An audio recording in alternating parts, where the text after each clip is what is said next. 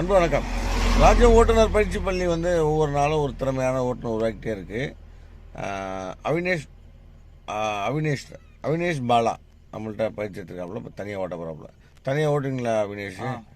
நம்ம பயிற்சி இராணுவத்து மிலிட்ரி மேனை எப்படி தயார் பண்ணுறோமோ அந்த மாதிரி இந்த சாலையில் பாதுகாப்பாகவும் மற்றவங்களுக்கு எந்த பிரச்சனையும் இல்லாமல் இடையூறு இல்லாமல் இந்த வாகனத்தை எப்படி இலகுவாக ஓட்டுறதுங்கிறத தகுதியான பயிற்சி கொடுத்துட்றோம். அதனால் இவர் தனியாக ஓட்டுறாரு.